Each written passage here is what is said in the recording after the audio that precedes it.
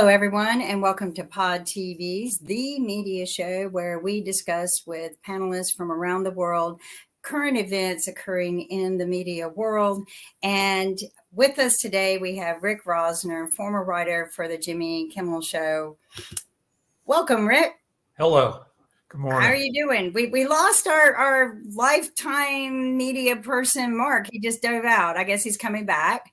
But Mark has picked a subject for us today of some of the things that we're going to discuss. And one of them is the ever ongoing TikTok issues and what they're going to do with TikTok, you know, the boycott that the government's pulling on them. I personally think it's a witch hunt because every single device we own, from computers to phones, already have microchips from China built in them. They have access to everything about us. They don't need an app like TikTok to do that. So I feel like it's a personal hit on TikTok, and maybe they weren't bending the way somebody in politics wanted them to bend. What are your thoughts on this, Rick? Last night, my wife and I were watching 60 Minutes, and they did a report on the Chinese Navy, how by 2030, 2035, they're going to have 440 ships compared to the U.S.'s 280 ships, and how two major U.S. shipbuilding programs spent tens of billions and didn't go anywhere. And, you know, my wife and I are just sitting there going, how is China not going to eat our lunch? Now, I don't know whether TikTok it's just a teeny little part of, you know, if it is getting, so everything is getting information on us. I doubt that, you know, it's really helping China much, you know, to see like cute girls doing, you know, dance routines. It's not a major concern among a bunch of major concerns about China, right, which has 4 times our population. But speaking of those major concerns and everything, there are some folks out there that will be wondering about the whole notion of thinking and how TikTok or Instagram or a number of other things can read our minds. I know that I was talking to a friend of mine that said that they were thinking about some shoes, and the next thing they know, they saw all the shoes appearing in their feed and everything. And I was actually having a conversation with my dad's girlfriend, and she was actually wondering if it's gotten beyond just what we say, but also what we think, because definitely she was saying that she thought something, it might have been a pleasant thought about my dad or something else, and the next thing she knew, there were products that were relating to that thought and everything. So I'm going like, maybe they're reading our thoughts in addition to reading our words. And then I was talking to a coworker at another job, and she was having a conversation with her husband, and he's out of town on a business trip, and next thing she knew, the Siri was typing the text of their conversation. So how much of this is overly intrusive and everything, because she was not, it was supposed to be a private conversation, but Siri decided to make it a public conversation. I have 2 thoughts on that. One is, well, my wife and I play a game with her phone, which is we'll talk around the phone to see what kind of articles we get within the next 3 minutes, about celebrities we just mentioned. And yeah, eventually they'll get better and better at figuring out what we're saying, thinking, doing. But they don't have to be good. There's just read an article on the Russian fire hose model of propaganda, which is you don't have to precisely target people. You can approximately target people, and as long as you're close, you hit them with 1,000 messages a day, and you can get them to go wherever you want. Yep, I hear you on that. Speaking of getting people to go where you want, and I did say I was going to bring this up because I just knew you were going to have fun with this and everything, Rick. But, there is a certain thing that is out there called emojis. And apparently Elon Musk is the fan of a certain kind of emoji. It involves a bodily act that we all do, hopefully on a regular basis. And that's why they call it being regular. And that ought to give you a reference to what I'm talking about and everything. And apparently he once tweeted about one of these emojis to the then Twitter CEO, Parag Agrawal, while he was in negotiations to buy the social media service. Now the Twitter CEO and Tesla founder is conveying a similar message to one of his favorite targets, the media. So he sent emails to press@twitter.com, and they received one of those lovely kinds of emojis. So apparently he doesn't have anything better to do with all his money and his time. So he's over there playing with these emojis and sending them out to even media folks. So apparently he likes to play with these kind of emojis, and apparently he might even like the applause and some other ones that he uses as well. So apparently former Arizona gubernatorial candidate Carrie Lake wrote that's exactly the comment they deserve. By contrast, another user asked, "Are you 12?" So they wanted to know whether he was 12 since he was using these kind of emojis and everything. So what's your thought when we got like this major leader in the business community using what can be seen as childish emojis? Social media in general, and Twitter in particular, is a major force in the degradation of discourse. Since Musk bought Twitter, I used to follow 200 comedians. I get 1,000 jokes a day, which is nice because I learned from seeing other people's jokes. And now comedians are gone, and it's Congressman Ronnie Jackson, it's Marsha Blackburn, it's the House GOP Judiciary Committee, it's Trump War Room. It's 85%, super conservative BSers spreading BS in not nice ways. And then I get on there and I'm like, F you, eat my butt, blah, blah, blah, blah, blah. Whatever I can say short of, something actionable that'll get me kicked off the site. And then somebody wrote me over the weekend saying, what the hell happened to you? Your tweets used to be funny and insightful, and now they're just like stupid insults. And that is the Twitter environment right now. Yep, I hear you. But but didn't Musk kind of do this in order to promote the rude attitude for freedom of speech with Trump, and so everybody could have freedom of speech? I mean, wasn't that his impulsive reaction? Was I want everybody to have the right to be rude? Yeah, except he's also Trumpy, and and Trump is a major. Trumpy. It turns out he's Trumpy. He's given a lot of advantage to right-leaning voices, and right-leaning voices that aren't truthful. I wouldn't mind right-leaning voices that get up there and they post links to things that are true or statistics that are true, but they post BS all the time. Well, it's like the recent news on the right wing going to the hearings for the Border Patrol, right? And they were like, "Oh, the Democrats didn't show up. They don't care. Da, da, da, da, da, da. We're all supposed to go to this big hearing." And come to find out, they have already, nobody posted the truth of the story. The Republicans were using it as a political gameplay to make the Democrats look like they lacked due diligence, when in fact, they had already had 2 to 3 field trips since December to the border to discuss this.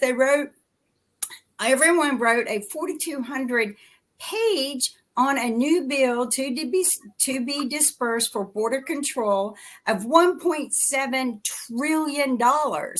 And the Republicans go, "Oh, okay, let's go have another field trip and play." And the Democrats go, "No, we don't need another field trip. We don't need to waste our money. We don't need to spend our money that way. We just need to focus on things because we've actually seen progress in decreasing the opioid overdose rates and death rates to by 2.5%, which isn't a lot, but a positive direction is better than no direction."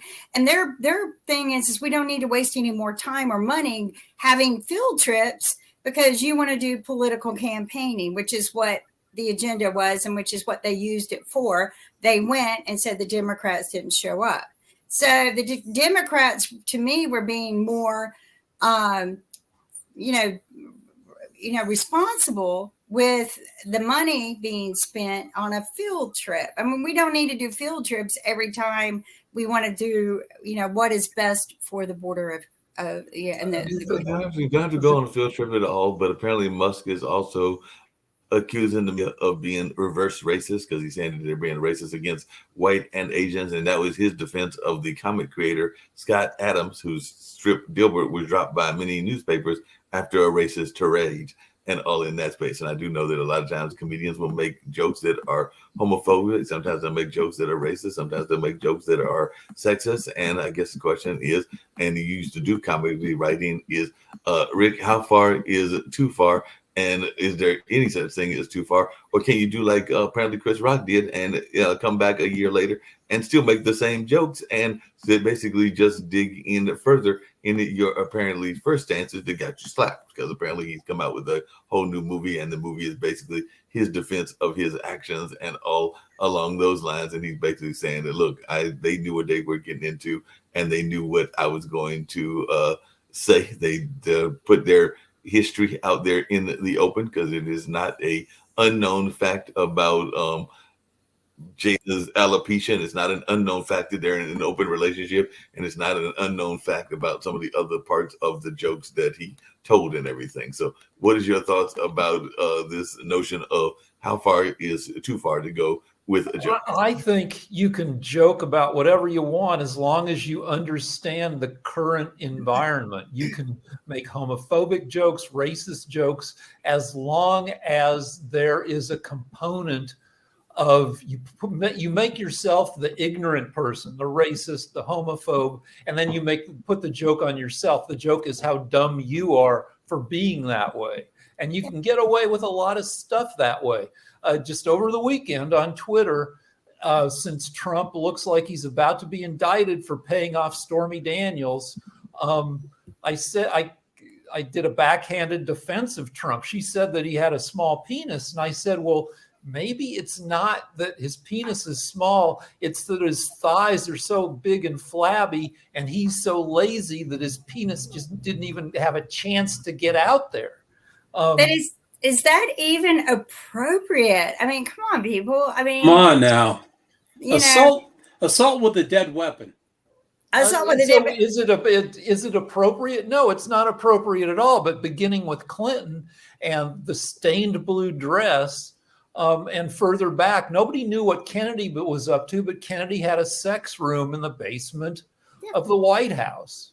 This has gone on a long time. I do want to say something on the Chris Rock situation, which tends to flare up occasionally with a little bit of gaslighting. A lot of people, I did a little bit of background research. And, first off, I think it's very inappropriate if you're roasting somebody to drag their spouse or significant other into the roast. I mean, that typically has never been done before. But what I did discover is that since about 2015, Chris Rock and Jada have had a very serious situation going on, not intimate at all, but a hate type situation against each other. Some things that Jada wanted Chris to do, then Chris chose not to do. And then he started throwing some hate messages back at Jada. So he was directly and intentionally insulting Jada, and that should have never been done. That lacked integrity on his part as a comedian,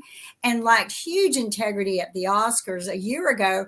And it's the reason why I don't even want to watch it anymore, is because the integrity had dropped so low. You don't roast people and drag their wives into it. You roast that person. He deserved to get punched. He deserved. Dan, I disagree. When it comes to violence, I disagree. Whatever you say is a slap. I think what Will should have done was just said, keep my wife's name out of your mouth. That's what he should have just done. He just should have said, hey, Chris, that was rude. We all know that you have issues with my wife. I would appreciate it if you keep her name out of your mouth. Maybe hitting was a little drastic, but I think Will had just had it with the bullying, because I think that verbal abuse on the stage like that can just go too far. That was too far.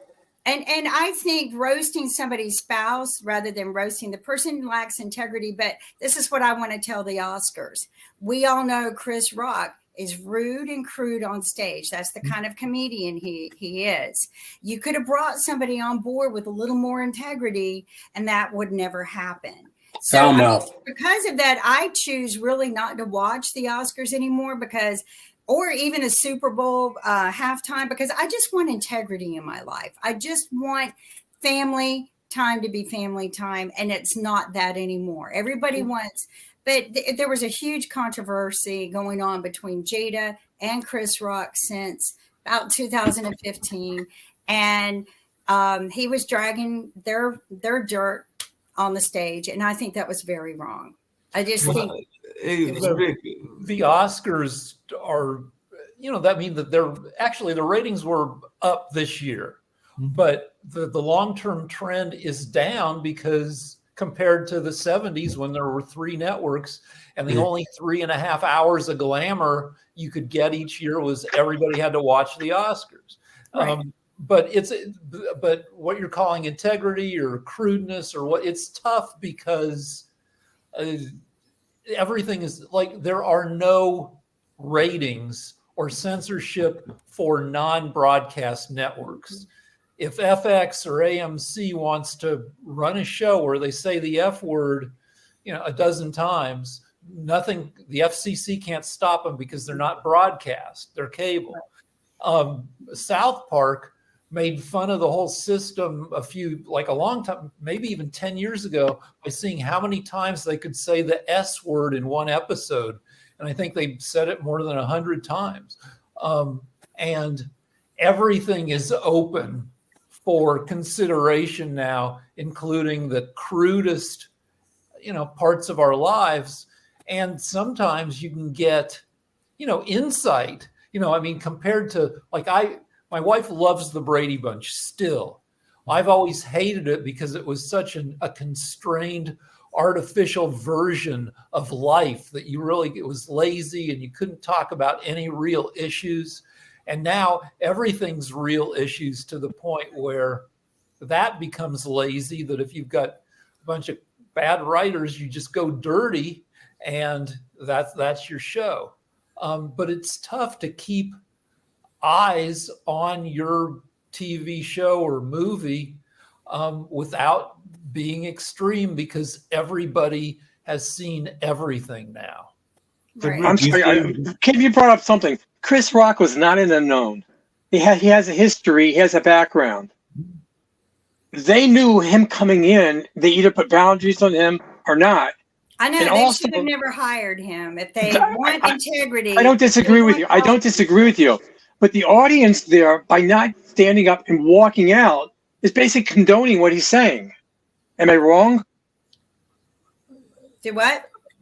The audience, by not standing up and walking out on his performance, is basically condoning his speech. Am I wrong? It's a lot to ask people in that position, the most famous people in the world on the biggest award show in the world, with who've been prepped for that show for weeks by their handlers, by their whole, asking them to have an independent thought and do something independently is because way too much. It's a lot of pressure. It's called having a spine, is it not? They don't have one. That's the problem. Thank you. Well, not only that, but how much, and this is the question I was going to ask Rick and everything. We're talking about an individual and his being targeted, but I was talking to some friends of mine and they brought up something that I had not thought about until we were having this conversation recently. But there are parts of the establishment that are known to have a problem. And Dan will love this because I just recently found this out.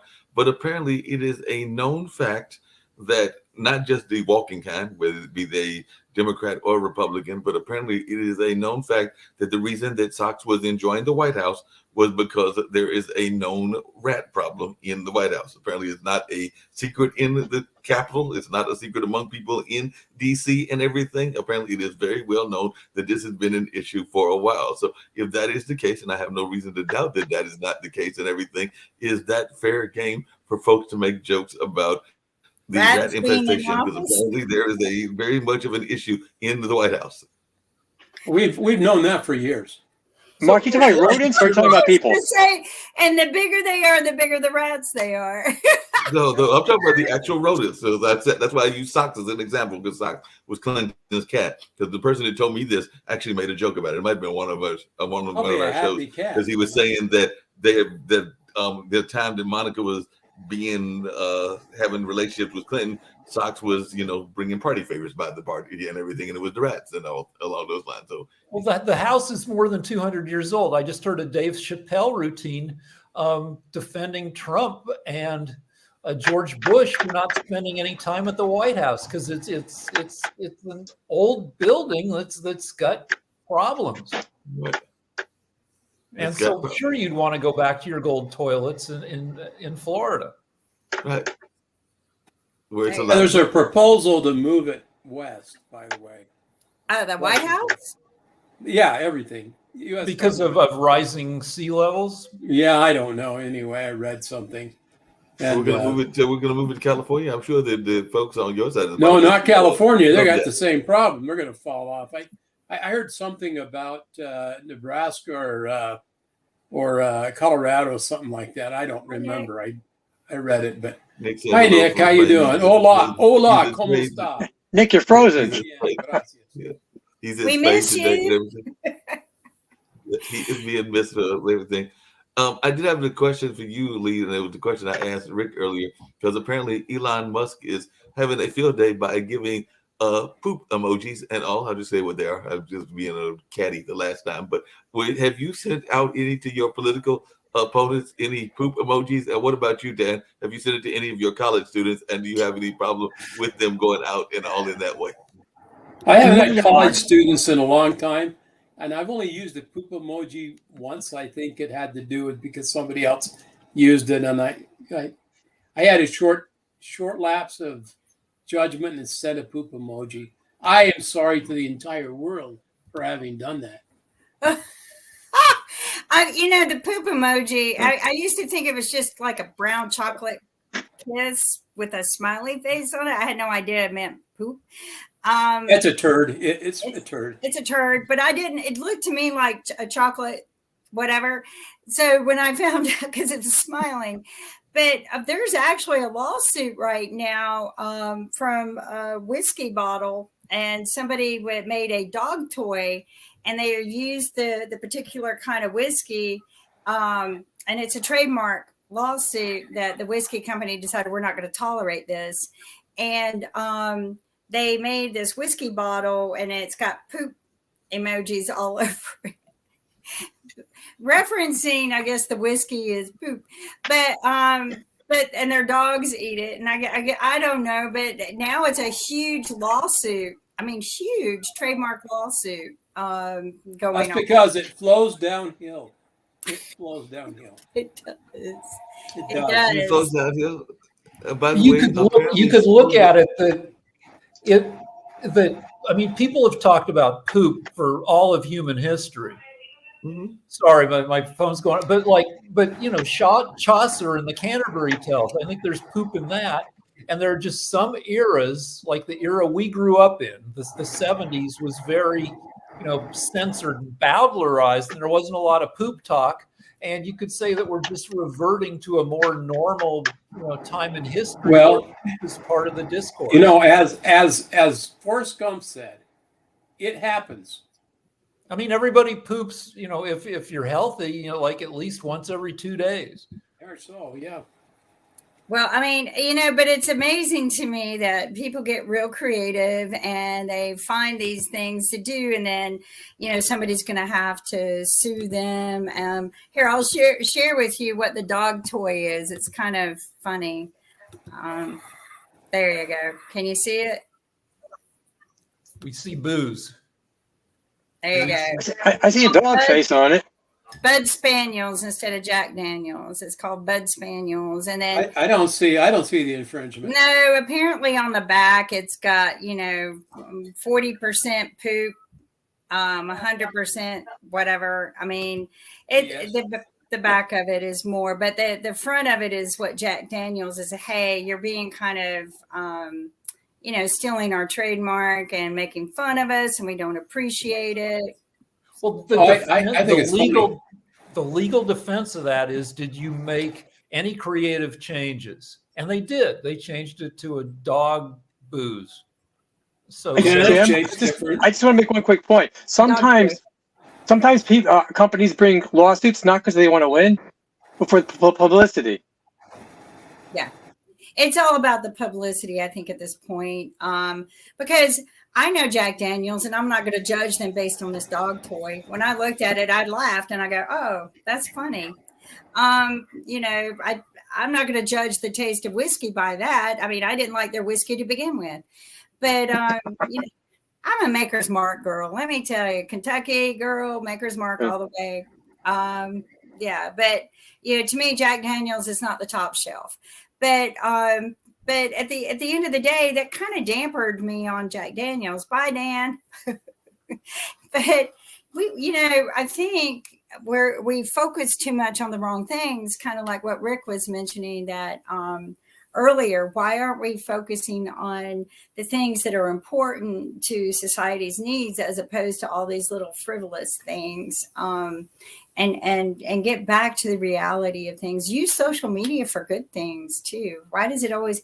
But one of the things I've noticed, I'll run tests on marketing, and I'll find like good information video clips, and I'll run them and maybe get a couple thousand hits on them.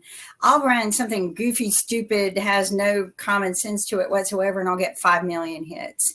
It's ridiculous. It's insane, but this is what people want to do and share is the goofy, ridiculous, stupid things. But here we get back and roll back to what's important.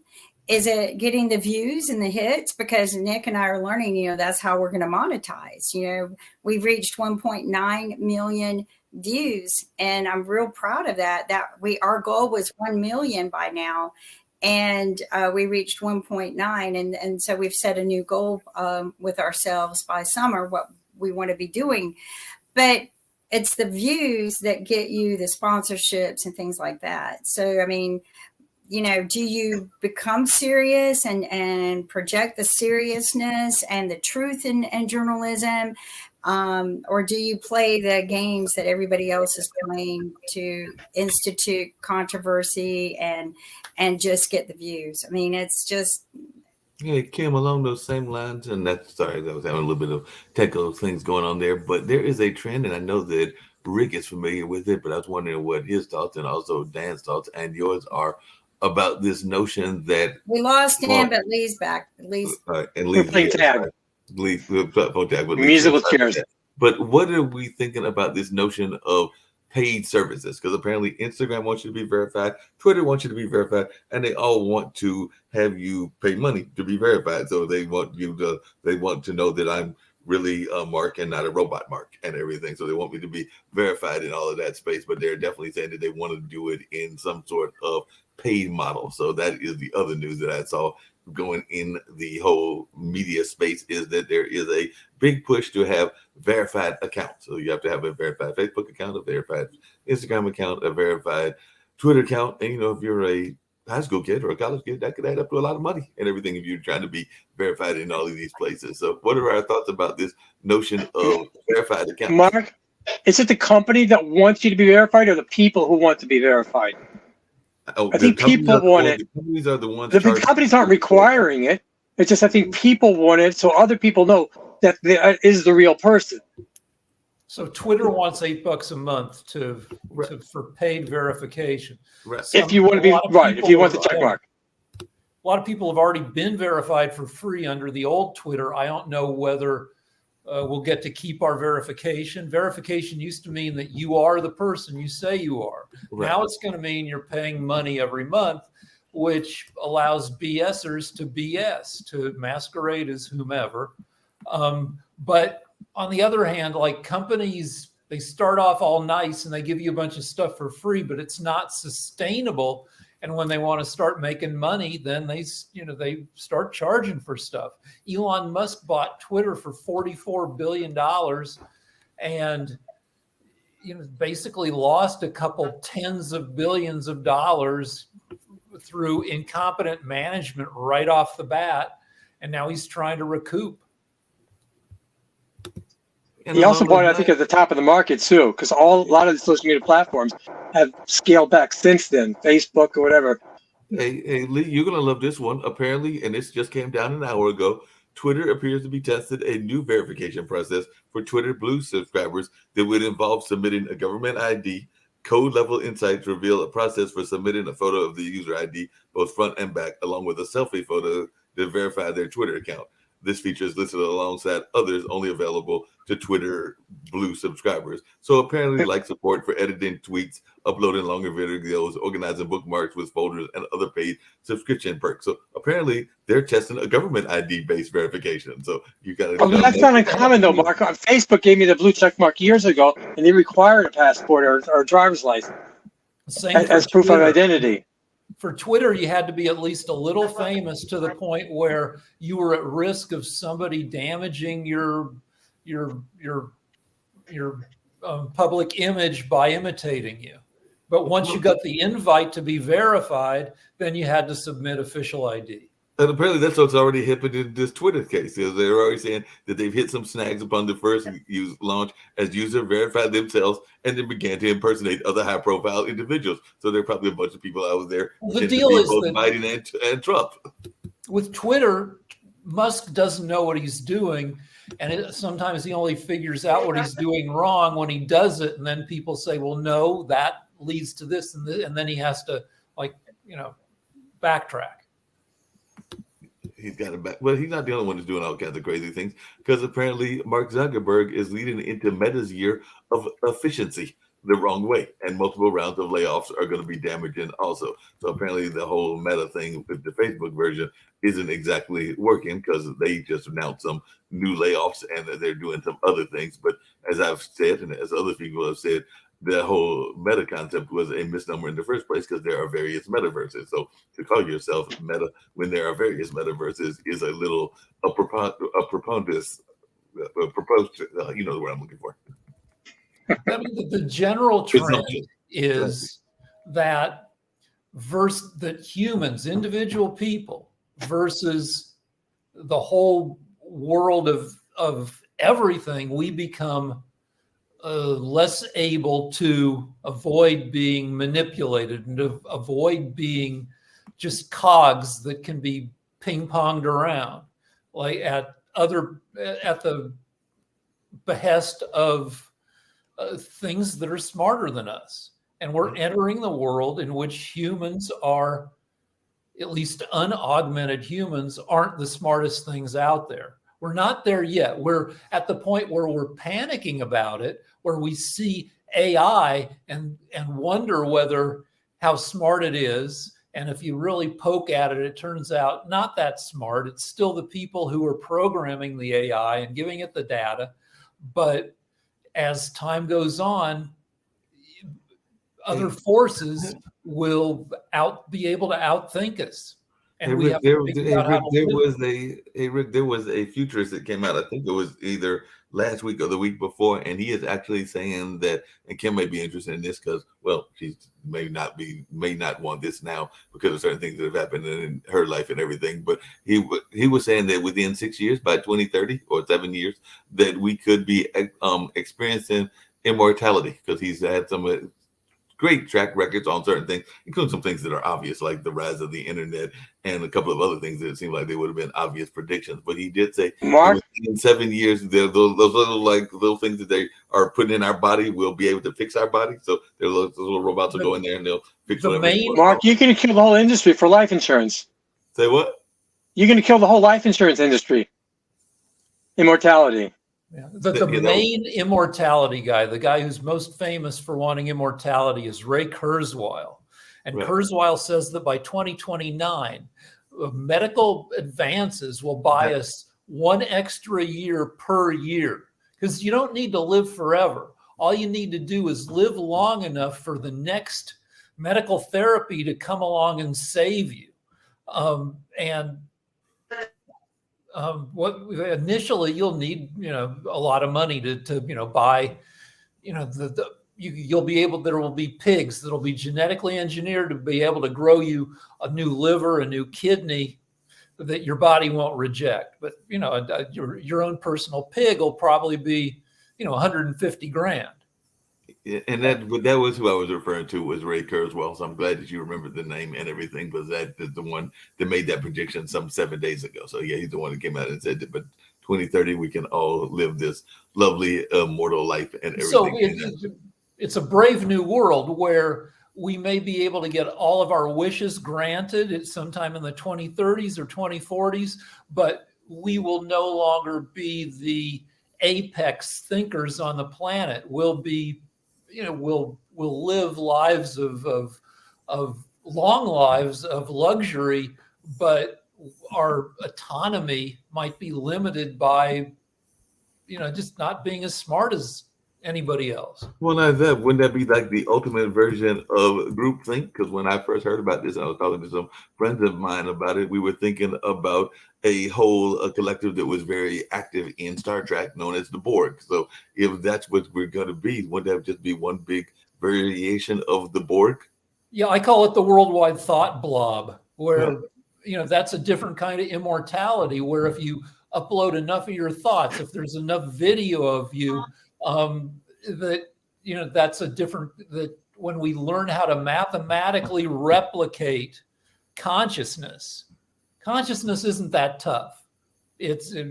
We'll be able to figure it out. And when we're able to do that, it doesn't matter if your body lives on, if we can move your consciousness elsewhere. And the cheapest place will be some kind of metaverse. And so a lot of people may live on in virtual worlds, not immediately, but, say by the 2080s, you'll have more and more people, living virtually because it's cheaper than occupying a real body that needs a real apartment and real transportation and food. And just stuff's going to get weird.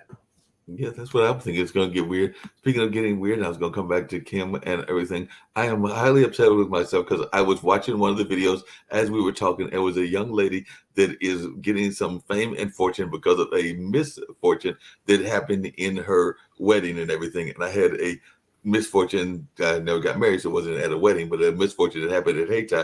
And I missed my TikTok moment because apparently there was a young lady that was shown on one of these social media platforms that got a lot of attention because at the wedding, a bee decided to get in the middle of her dress. So she was showing what was going on as they were trying to get the bee out of the dress, because that became the code image and everything. And I was thinking to myself, because yesterday when I was working at the Cultural Arts Center that I work at, there was a bird that got loose. I managed to get the bird out. We didn't have any fights. He didn't get into my church or anything like that. But I was like, I missed my TikTok moment, Lee, Rick, and Kim. I need to have a flapping battle with the bird, and then it kind of hit my TikTok fame and all that. I just managed to get the bird out of the building by moving the bush that the bird was on toward the door, and then the bird realized that I would no do-overs. Exit the exit.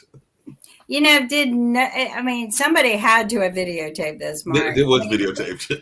There's a camera somewhere. Security camera. So find out if anyone, because that would be, you're right. Those kind of little moments just run rampant on TikTok or Facebook or Instagram. People love it. I would hate to see a bee. One, I'm allergic to them. But I cannot imagine being a bride with a bee in your bustle, right? But I can't imagine a bird either. We got all these bees going on. But yeah, wedding video clips make probably the biggest go virals ever, whether it's the groom busting out crying to, somebody slipping to, it just seems to be, those events seem to just run rampant. Wait till AI is able to generate video clips. AI is already able to generate news photos of things that never happened. Right. Predicting the future. I saw one of a bunch of Native Americans protesting at the Lincoln Memorial. Yeah. And the guy who put it up is an AI artist. He works with, and he said, what tells you that this isn't a real news photo? And people said, well, okay, the number of columns at the Lincoln Memorial, they got those wrong. Mm-hmm. And the Native Americans' faces are too similar to each other. And the rate at which, things become out of focus, the farther away they are, isn't quite right. And their earlobes aren't right. But at first glance, it looks totally real. And before long, you're going to be able to do a prompt that says, raccoon crawls on bride. And it'll generate a 30-second clip of That already exists now. I just was scrolling through some things last night, and when I was a little bit bored with what phone I had left over, and what I noticed was they now say, "Do you want to take your book and make it a movie?" And I've noticed people have been experimenting with this, and they've been like telling stories on a thread. And then videos of, and actually videos that I recall from Instagram and TikTok have been pulled through and have created the movie. Like literally like love stories, right? Weddings, military guys turned whatever, right? But somebody has been able, like you were talking about, take an AI and it will literally recreate whatever story you write. And I noticed this because I've seen it kind of popping up occasionally, but the stories bore me. So, but then I noticed a video clip of a wedding that I recently watched, and I'm like, how did they get this in this movie? But they literally created a movie based off somebody's story by pulling videos from all over the web and meshing them. It was weird. It was very weird. I'm not sure I'm a big fan of this yet. Well, earlier you were talking about the poop emoji and how things have gotten cruder, and like AI, the products of AI, the AI movies, the AI whatevers, they're not original. They generally just take what's already out there somewhere and glop it together into a thing that seems very kind of familiar. So in the future, it may be that perversity and crudeness that, that only a messed up person has, that gives these artificial products any kind of spark of originality. Speaking of originality, what are we thinking about schools? Because apparently this is back in the news again on today, because there is a national trend that our youth are in the middle of a mental health crisis. And if they were, with all that's going on in the world, COVID, the Ukraine war, a number of other things, I can see where they would have that going on in their mind. But apparently school districts across the country are taking on social media, filing lawsuits that argue that Instagram, Snapchat, TikTok, and YouTube have helped create the nation's surge in youth mental health crisis and should be held accountable. So they want to sue these fine folks. And it started with a suit in Seattle. It's picked up momentum in recent weeks in school districts in California, Pennsylvania, New Jersey, Florida. So it doesn't seem like it's that much of a right or left thing, because California is definitely very liberal and definitely Florida is very conservative based on their politics and everything. So it does seem to be across the board that folks are upset with social media and are ready to sue social media because it's showing that there are rising thoughts of suicidal thoughts among our high school students. There's definitely a rise in the depression among our youth, and not just high school kids, but youth in general. So there are a variety of people that are ready to sue these fine institutions because apparently they have too much time on their hand, meaning the kids do. So they're spending too much time and targeting each other, bullying each other, and doing a number of other things. That is the reason that we are having this crisis and all in that space. So, Lee, what's your thought? My wife works in the counseling office of a high school, and it's we're of two minds. One is, well, okay, like it's not like it was when I went to school, where I had a PE teacher who'd just slap everybody. The bullying was physical in the 70s. Now it's more psychological. So it's like, oh, those babies. On the other hand, all those kids are super beaten up psychologically. My wife tells me, what's going on with some of the, not by name, with the kids at her school. And, kids are I'm driven crazy by Twitter. And I'm freaking in my 60s. You take a kid who's 15 and doesn't know beans about the world, and you put them in this social media world plus everything else. And yeah, those kids are getting knocked around. And, to some extent, the right freaks out over like gender fluidity. And to some extent, exploring different gender roles is a defensive reaction to, trying to find your place in a world that is kind of kicking your ass. I know. I mean, you can't be yourself anymore, and people can relate to it. Everything's a lawsuit. It's very disappointing to see how things are rolling and how the media abuses it. I mean, and I have to agree with Mark. The rise in suicides and teen deaths is just devastating. And a lot of people argue with me on this issue, but I truly believe it is our social media, influenced by our social media and video games and TV. I believe that what we have used in all of our media world has been a negative influence on our teens in our future. It's the fire hose. It is. When I got bullied, and it took me a long time to figure out when I was getting bullied that I wasn't the only one, that everybody was getting bullied, that because I also bullied some people. So I figured, it's that the people who feel bullied don't see the whole structure of being in junior high in 1974. But the incidents, like somebody would push me into a locker, somebody would knock my notebook down, and my papers would fly. But today, some kid who's on social media, it's like 2 bad things might happen to me on a bad day in 8th grade. But a kid on social media might see 150 terrible messages in a day. And it's a fire hose, and it makes people sad.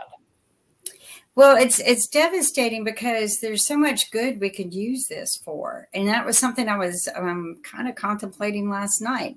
How can we turn this around and flip it, and rather encouraging people to become negative and post negativity, but encourage the positiveness. Cyberbullying has gotten way out of hand, and people are not have empathy at all. I mean, I'll have people say some of the rudest things to me, and unfortunately, I just don't care what people say about me because I know who I am. I'm a very strong individual, but sometimes it does hurt. It's like, do people really believe this stuff that they say or the rumors they spread? But at the end of the day, I know who I am. But the thing is there's so many people out there who don't, and they play on and rely on everything that is said to them in social media. And it would be great if we could just impose upon them not to, that this is just junk. What people have to say about you is none of your business. They don't know you. They don't know who you are. And if you learn to ignore them and ignore the words they say and try to let those labels wash off of you, and rather than using the labels to victimize yourself and to victimize a cause, but just empower it. Say, you know what you have to say doesn't matter to me. That's you. That's your negativity. That's your world. This is who I am. This is what I do, or this is our cause. But it would be beautiful if we could just learn to let those labels and words just not impact us anymore, because they're not nice. They're not nice. That's true. Kim, I found out something just for you, because I know we were going on and we still got a few more minutes, but I found this just for you since you wanted it and you wanted to see what it looked like and all in that space. But this is actually the young lady that went through the incident with the beef. So this is what they put on, and like you said, they definitely will reveal all that what happened in this 1-minute video. So let's see what happens as they try to help the young lady and her key moment. Hold on, I'll give some volume to. It's in your dress, yeah. It's a hornet. Where is it? Honeymoon's a little early.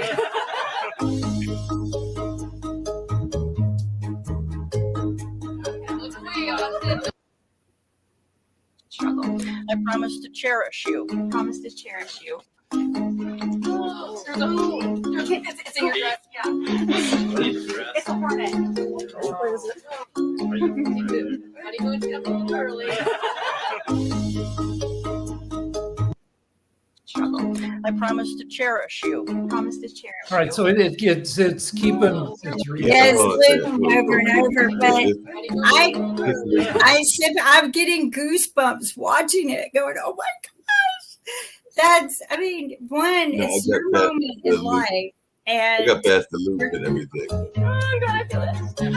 Okay.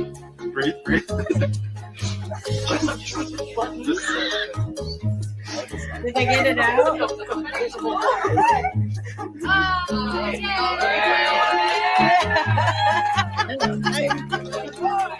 It's freaky.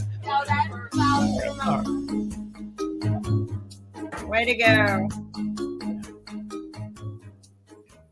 I'm so I allergic. wanted to see more It's- waving arms around and crashing into the buffet table and stuff. Yeah, that probably would happen too. But my husband would do the same thing for me. He has been known to literally just grab the bee, even though it would sting him because I was allergic. He's been known to grab them and just throw them away. So it's scary. And I've had them in my pants before when we were working in the yard.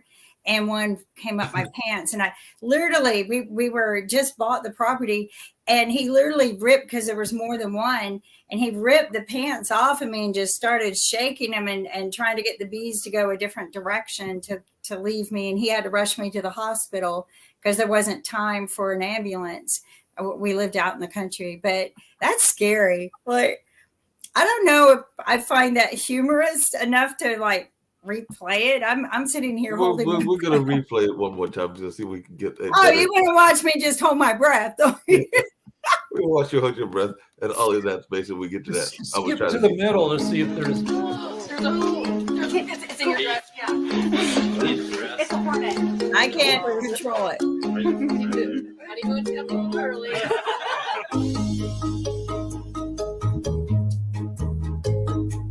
Look away, Austin. Look away. Let's go later. I'm glad I feel it. Okay. Breathe.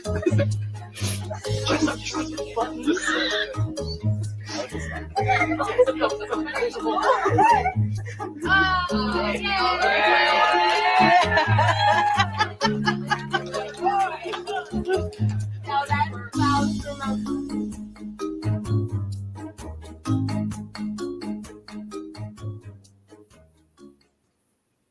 Oh, that's sweet. Yeah. That is just still, it gives me goosebumps. How come he only didn't have to wear a tux? He got to wear blue jeans to his wedding. Yeah, isn't that cool? And that's a lot of money saved when you do things like that. I'm noticing a trend of the younger generation. The girl spends $20,000 on her wedding dress, and the groom gets to come in jeans. Well, one of my college mates, he actually, that's one of the things he did. Of course, he was a star athlete at the time when Doc Rivers got married, and he's now divorced, and actually recently divorced, and the coach of the 76ers. But when he got married, I do remember, because I knew some of his friends were some of my friends as well, that his wedding, all the groomsmen came in sneakers because they were athletes. So that was what they did. They all came dressed in sneakers, but they were dressed in tuxes and sneakers. But it was, I guess, his salute to being a basketball player was that they were all going to come in sneakers as part of the wedding.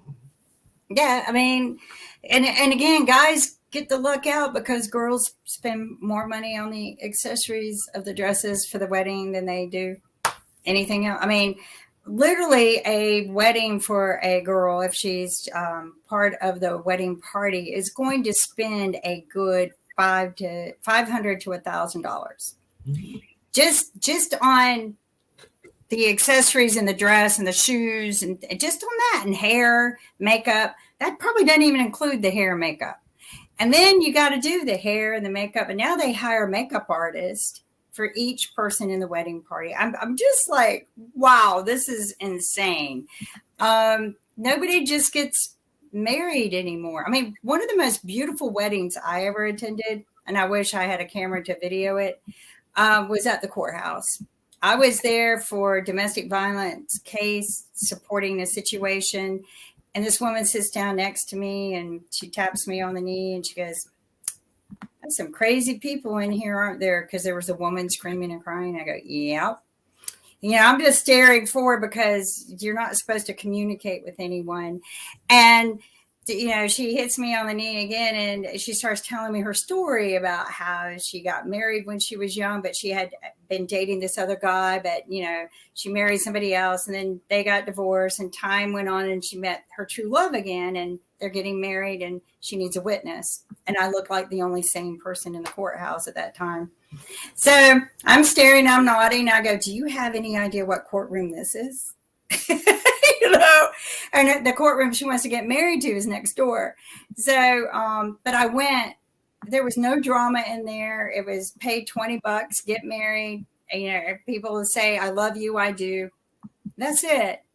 And no drama, no little girl dropped the flowers wrong, no nothing. And speaking of drama, and I gotta ask because he follows celebrity news, and I know we get ready to wind down and everything, but there is a famous basketball wife that is claiming something that I think is next to impossible, but maybe it's more possible than I think it is. But Larsa Pippen, who apparently is now dating Michael Jordan's son, but was originally married to and lived many years with Michael Jordan's teammate, Scottie Pippen. So it's the last name that she has, Larsa Pippen. But she claims that she was that apparently Scottie was the real GOAT of the world and everything, because she claims that she had sex 4 times a night for 23 years while married to Scottie Pippen. I'm going like, that sounds like a lot. That sounds like next to impossible and everything. But Wilt Chamberlain also claimed a lot in that space as well. So, and like I said, I definitely like the heterosexual life and definitely have nothing against sex, but that seems like a whole lot of sex big deal on that kind of average if it was every day for that amount of time. I didn't do the math, but I know that adds up to a whole lot of time. So I'm sure that you have both. I think Chamberlain did a math error. I think he took one of his better weeks and then he just multiplied it times 52 times however many years. And there you go. But so you're saying she's now dating Michael Jordan's son. Son, yes. So she's considerably older. Yes. So that's a conflict in our society to begin with. It's okay for the older guys to date younger women. So this is a issue as well, right? Yeah. Yeah. An older woman. Not to mention it's a celebrity son. Oh my gosh, the shame in this. it might be the pheromones.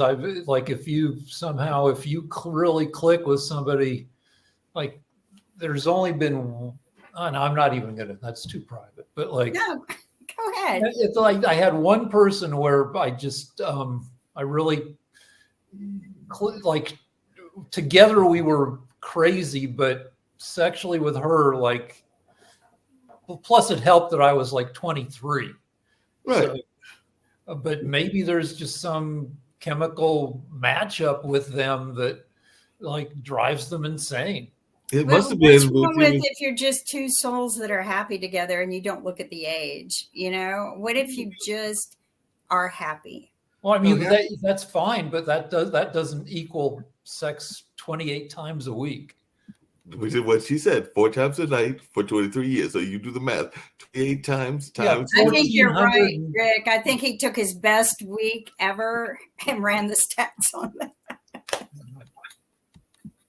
Why not? I have known some people who have naturally high levels of testosterone to the point where they are a little bit crazy.